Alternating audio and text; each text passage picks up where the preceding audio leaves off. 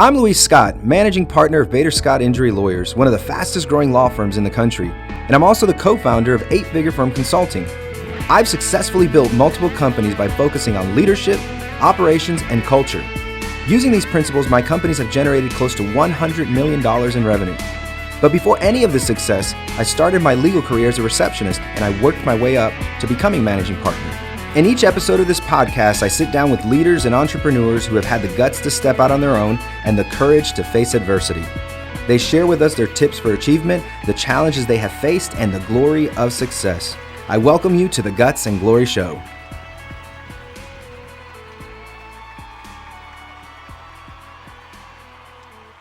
Hey guys, welcome to the Guts and Glory Show. I'm your host, Luis Scott, and every single week I am profiling big leaders, CEOs, and then people like my friend Armando Leduc. Big leader because I'm a big guy? You're basically a big guy. So super excited. Calling me fat. That's not that. But super excited to have him on the show because Armando's a friend of mine for 25 years. He's a CEO of Leduc Entertainment. CEO? And as you know, I am profiling people who have started from nothing and have achieved great success. And still have nothing. And he has done that. And as you can tell, this show is going to be awesome. You're not going to want to miss the rest of this episode.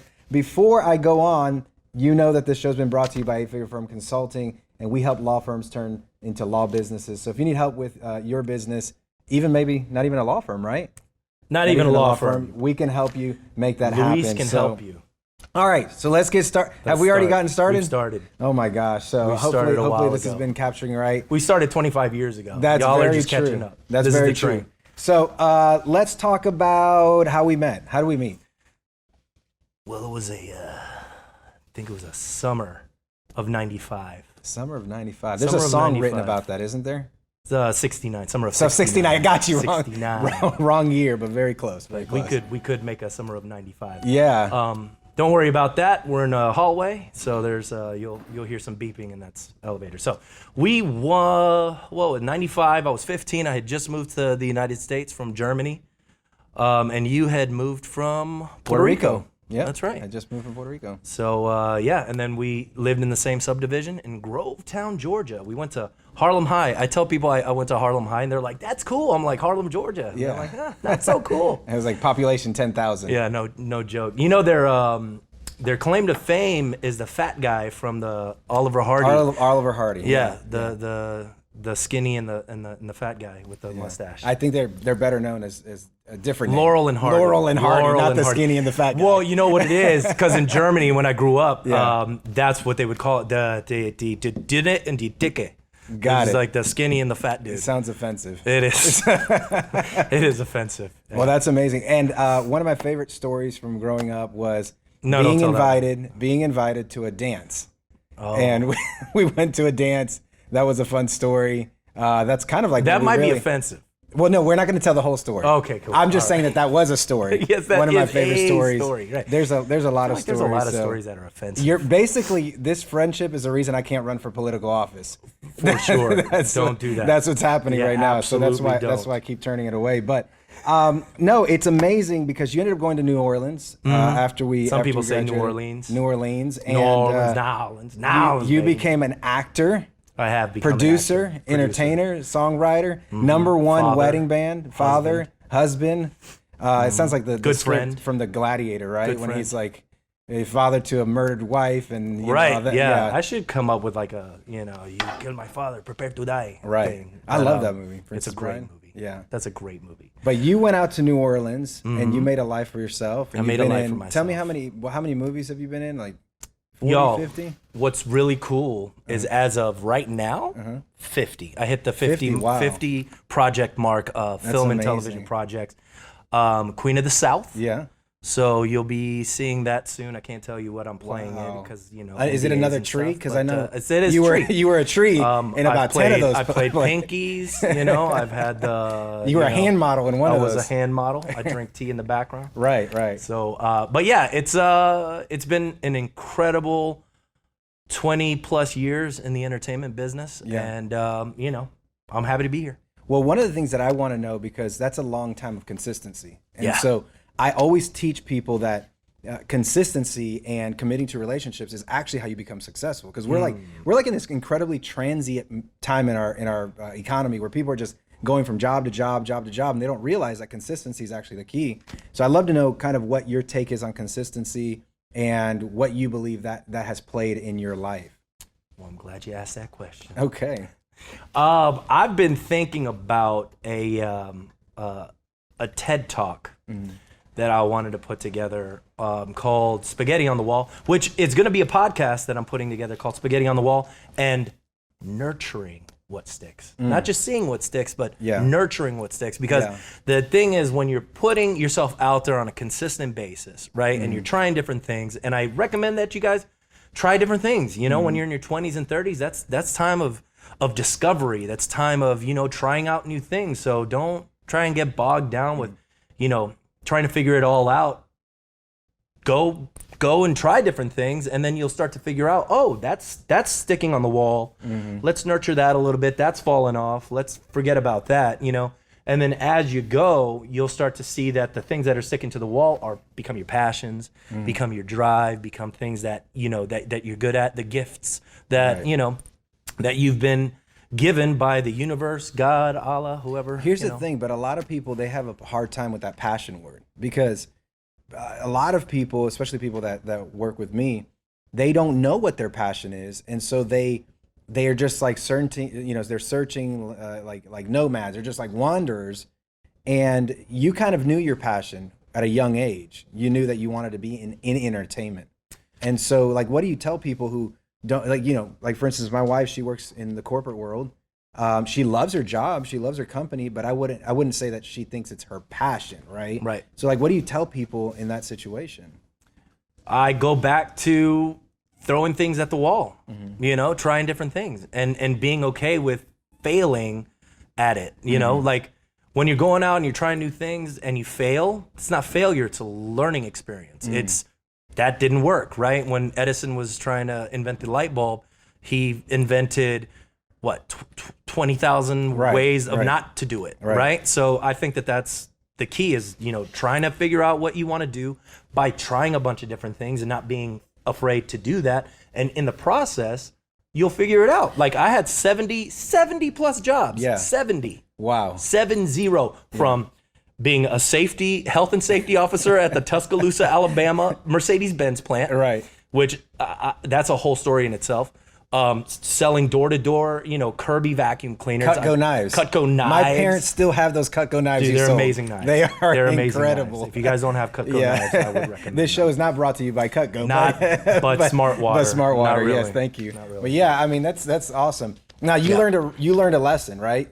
The lesson was that you're unemployable. Like, you know what? Absolutely, that was exactly. I from a young age, I was always sort of running around to the beat of my own drum. Right. Nobody, I was just a weird person because I just thought differently, and I can see it in my daughter now, who's about to be 2, and she's gonna be a weirdo just like me. But like, you start to figure out who you are, and you're okay with it, and not try to let other people give their opinion on how you should be living your life. Sure. Whether it's family or friends, like, because everybody's going to want to tell you, oh, this is what you need to do. And I think in the United States, everybody's trying to fit everybody in the same mold. Right. But it's not how it works. You know what I I mean? We're educated that way. We're educated. So like you go to school, everybody sits in a classroom, is taught the exact same way. And I think things are changing a little bit, but we're educated and we're taught, we're indoctrinated that everyone's going to achieve success the same way. Everyone's going to achieve their dreams the same way. And there are principles, but there's different ways to getting there. Agreed. If you apply those principles. Now you were saying something about how you tried something, you want to see what sticks, and the word that I kept hearing that you weren't saying was perseverance. Perseverance. That's right, because like consistency is one thing, like being consistent is one thing, but being consistent in the midst of failure is like a totally different thing. Like it takes like where do you derive that drive? Yeah, well, not the drive, because like there's a lot of people who are driven, but for some reason they give up. They get like disenfranchised. Like, where do you get that perseverance? Is it a trait? Is it something people can develop? Like, what do you think about that? I think that once you find your why that's greater than yourself, you'll start to excel. Right. It wasn't until I met my wife, and it wasn't until I had my child that I really started to become the person that I am right now.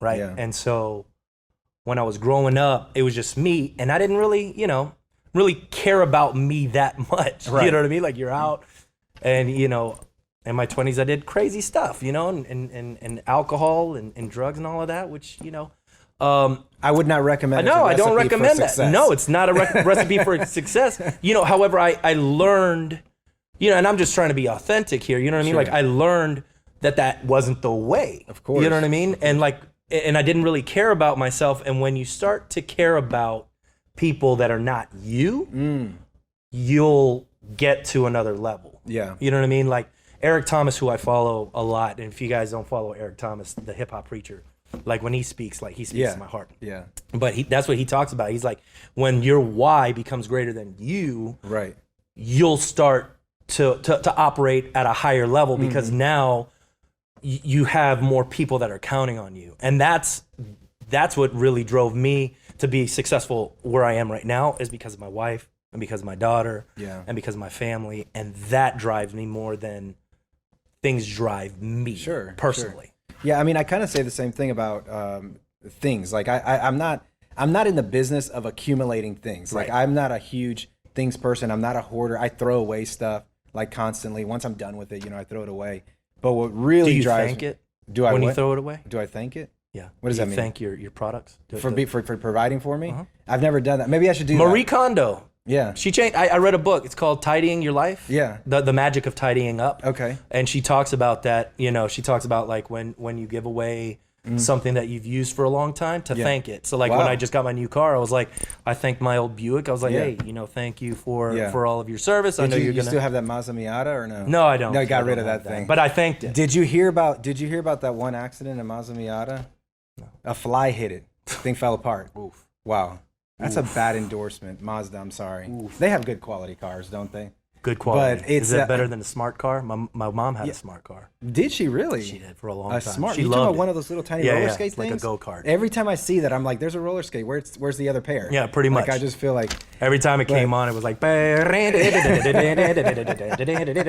Oh my gosh. But yeah, I mean, like the thing is that I going back to things, I don't want things. What I want is experiences. What I want is to help my family. What I want is that my kids have the vehicle that they need, that they're going to be safe in, not the car that their parents could afford. And like, obviously, my parents, I love my parents. They did the best that they absolutely could. But my very, very first car was a $1,300 Ford Probe. Ooh, I'm telling you, it was that's fast. Awesome. It was fast. I got those at the time, the rims. You could get the fake rims, right? Did you get the spinners? I got the spinners. You did get the spinners? But once they get wet, they stop spinning. So once they get wet, they stop spinning. So I got the spinners.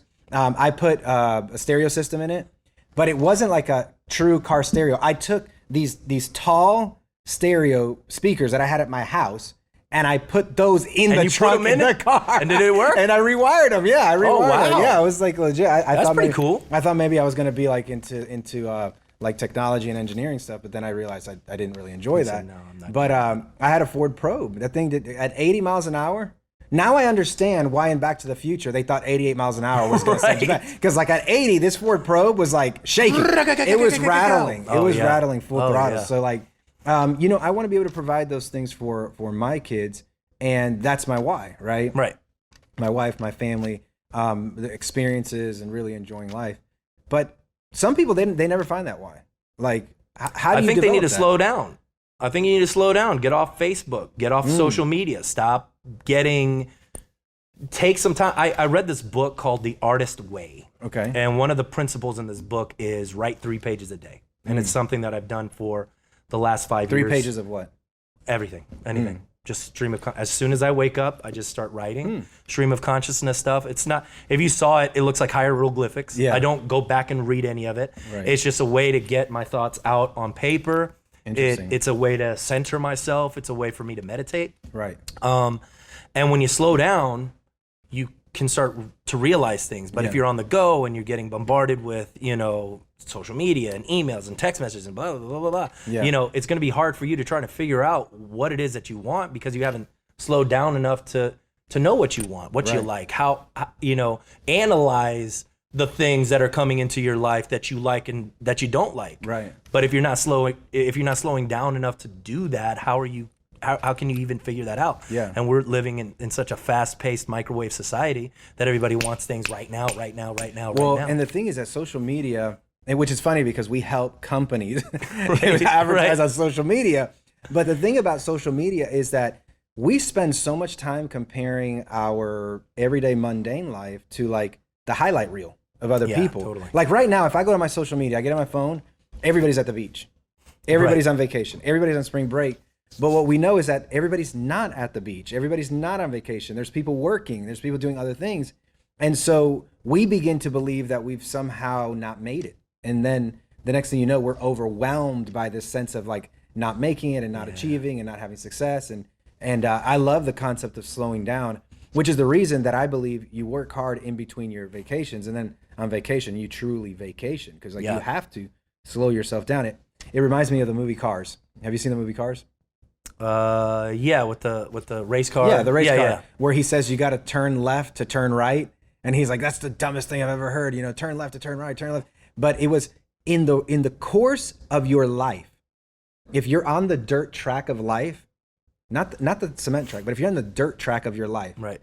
Sometimes you have to do the unorthodox. Sometimes you have to turn left to go right, and sometimes to speed up, you have to actually slow down. Yeah. 100%. And so I think that's a valuable lesson for people, especially high performers, because that's who I have on the show. That's who watches these podcasts is like high performers and so forth. So, you were talking about your TED Talk and you said, I'm going to have a TED Talk, whatever, nurture whatever sticks. How do you nurture what's sticking? Like what are some things that you do to invest? I have enlisted a mentor.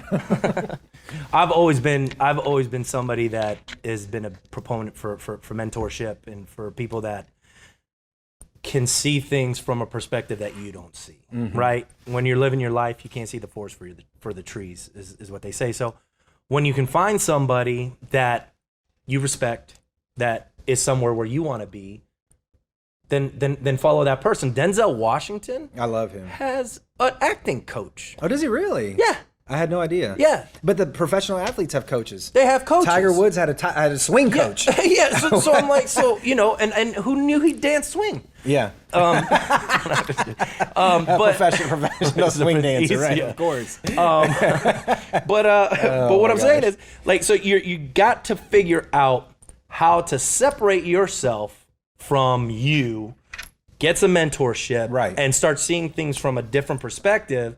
And then that's when, people like Luis or whoever your mentor is can start to see things and go, hey, did you know that this is happening because of this perhaps? Right. Oh, I didn't even make that correlation. I'm not even seeing that. Right. And so you already know that because of the business that you're in and how successful you've been. You're like here in the process, here in the stage, and I'm here in the stage. Right. So I'm like, oh, okay, well, if I'm here, it doesn't matter that you have a law firm, doesn't matter I have a videography company, doesn't matter if you have a concrete company. The steps of business are the same. Business is business. Yeah. And the principles is what I wanted to say. The principles are the same. Yeah. The principles of business are the same no matter what. So I'm always about how do I get better? Told me to read 52 books a year. I started doing that at the beginning of this year, and like my mind is just like on overdrive. It's on overdrive. My passion has just been like, I've been super inspired.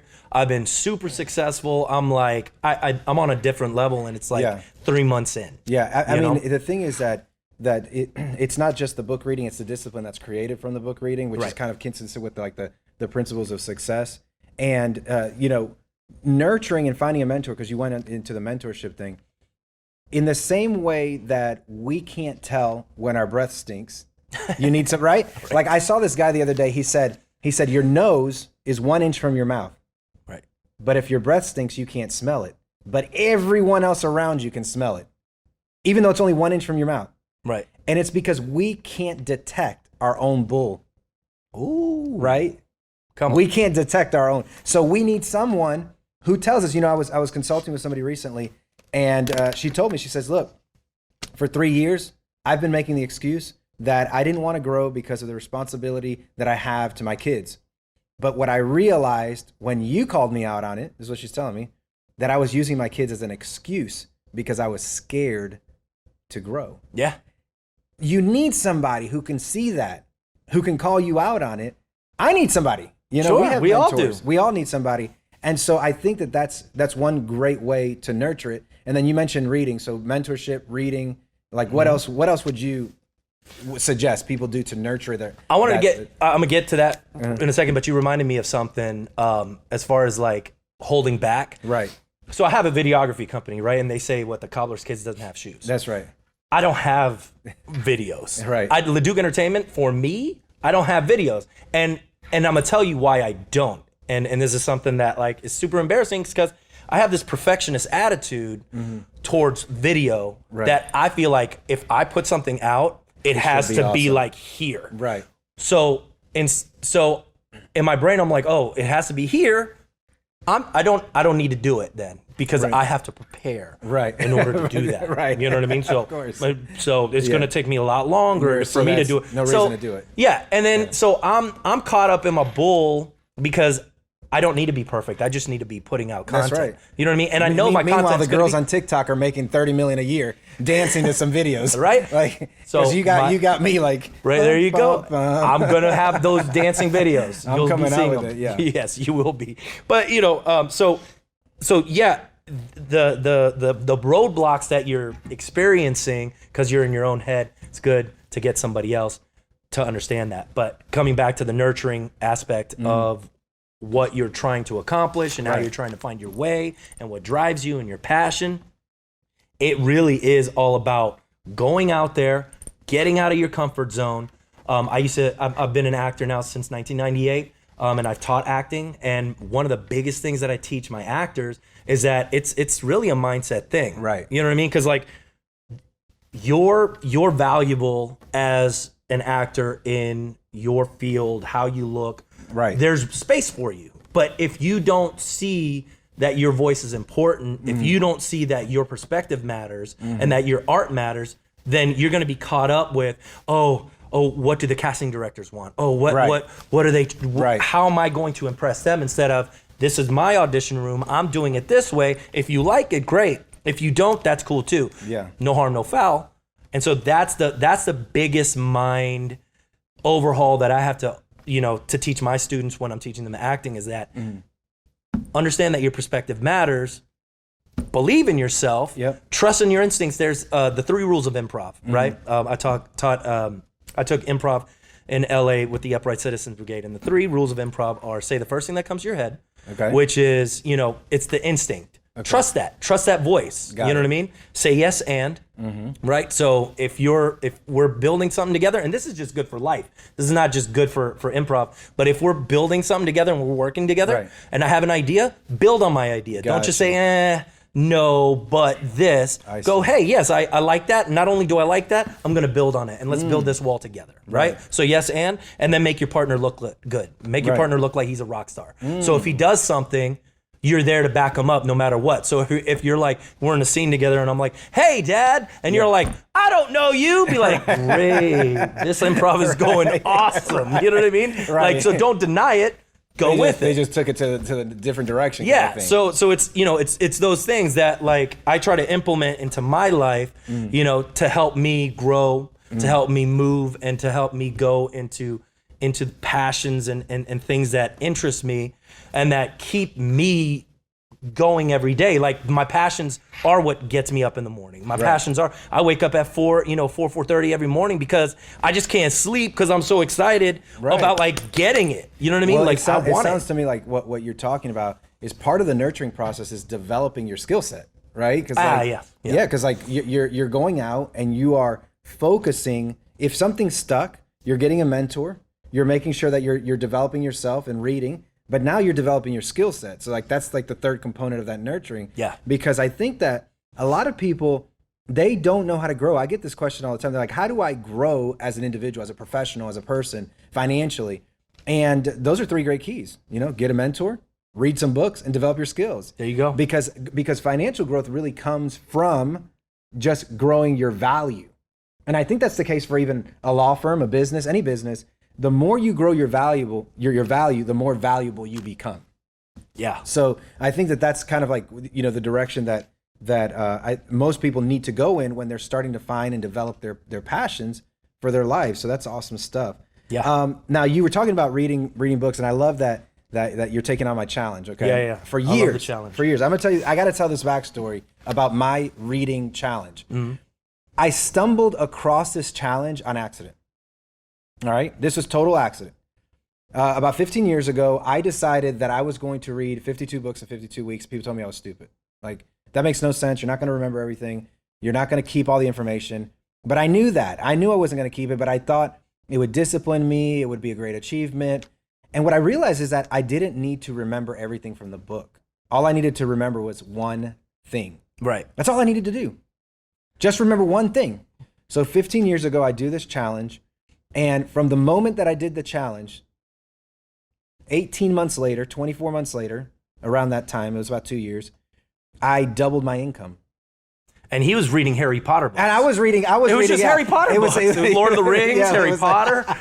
It wasn't even anything special. A lot of Nancy Drew. Right, yes. So it's crime novels. And the Twilight series, obviously. Twilight series. Wow. That's what did it. That's what did it. Like, it was the Hunger Games. It taught me a little bit more. But no, it was very interesting. I doubled my income, and I was like, ooh, could it have been? So then I got off from reading that aggressively for a couple years. Like I would read 20 books a year, still, pretty important. But then I did it again, and I doubled my income again. Wow. It was like the most bizarre thing. Like, it was coming from different places. Now, what happened is I went from, in that period of reading, I went from being a receptionist to an attorney, then from an attorney to a managing partner. And in those moments, I was growing myself so big that I was like believing in myself and so forth. And so I realized that there was a direct connection. I don't know how it worked. It's like a universal principle. There was a direct connection between reading and enhancing your professional, personal growth. Because of course, you start reading and you start understanding more. And so what happened was that what I realized in the reading was that I was becoming more well-rounded. Like I was becoming, I didn't, my wife tells me, she's like, I don't know anybody who knows more about so many things. Like, you know enough about a lot of things. Right. Because I've read so much, like I know a little bit of this, about a little bit about this. And people would say, well, you're not an expert. Well, no, what's happened is because all of my books are central to one theme, which is business, I've become an expert in business because I read only business books and I get one thing, And so there's so much power in that. And so I love that you're taking it on. I have one employee who did it, who's already doubled her income by doing the challenge. And I'm curious to know, what book have you read now in the last 13 weeks that has really, really made an impact on you? They Ask, You Answer. It sounds like you're about to preach. Whew. I feel like I've been preaching daily. Let me tell you something. Sales is sales. But if you really want to sell, you need to preach. You know what I mean? Like, you really need to be coming from a you need to be testifying from a place that people can that people can feel. You know what I mean? Like, when you're trying to sell, it feels like sales. Right. But when you're preaching, when you're coming from a different place, then you've become you've made them a believer. You know what I mean? And that's been the success that I've seen in my business in the last 3 months from this book and of course mentorship. Yes. But it's a whole different process regarding video marketing, right? And so I was under the impression, I got a video production company, one commercial. That's what you do. You put it on. You put it on radio. You put it on the TV. You put it on and that one video just circulates, right? Set it and forget it. That's it. But that's not 2021. That's no longer the case. You know what I mean? Like, this book talks about how every company is now a media company. That's right. That's it. Like, if you want to compete in 2021, your company is no longer just a construction company. Your company is a construction company plus a media company. Right. That's it. Because they need to know who the story is, who the people are. They need to trust you. How are they going to trust you, right? Yeah. Because you're going to humanize yourself, because you're going to share stories of your business, stories of the people that you work with. You're going to connect with them on social media. People want connection. They want connection. That's community. That is the main reason why social media exists. I don't see an environment anymore where we go out into the marketplace and hire random strangers that don't fulfill an additional relationship need with us. Correct. And so if your entire business is focused on just marketing and having your name known, but you're not making any connection, you're actually going to fail in this environment, right? Yeah. And so I think that you ask, we tell. Is that what you're saying? They ask, you answer. They ask, you answer. We're so close. You ask, we tell. You're right. You ask, we tell you. We tell you what you're going to do. But they ask, you answer. I think the point is that you are building relationships with people in a way that was never necessary. But Correct. It's necessary today. It is. Well, I mean, I didn't think it was not necessary before. It was just done differently. You know what I mean? Because the world was smaller. Things were happening here. But I have now clients in Orlando, Atlanta, New Orleans, Lafayette, and it's growing now, and it's now becoming a national thing rather than just a local thing. Right. And a lot of times people need to start understanding, especially in smaller markets, that it is a global market. Right. You know what I mean? Just because you live in a small town does not mean that you are not competing globally. That's and right. if you want to compete globally, you got to be on your digital footprint needs to be there. You need to have, because there are services, virtual assistants, Fiverr, totally. that are more than happy to take your business locally if you're not putting yourself out there. Absolutely. Yeah, so it's really interesting how business has changed, how the dynamics have changed, and we won't give all the information for your business financials, but you 5x'd your business. 5x'd my business. 5x'd his business. Straight up, no BS. I know people talk about that. I totally tripled my income and blah blah blah. I'm like, no, for real, dollar for dollar.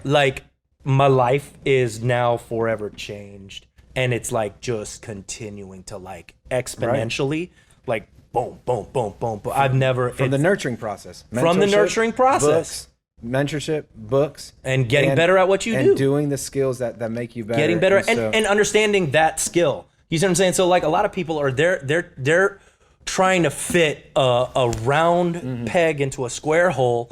Rudy, the movie Rudy, right? It's a great movie, fantastic movie. Do you think that he wasted his time? Absolutely, he wasted his time. He was not a football player. Right. He could have been taking his talent, doing something else. That's true. And been a lot happier. We wouldn't have the movie Rudy that we have today. But I mean, it boggles my mind that a lot of people want to live a life that's not congruent to where they are, who they are. Right.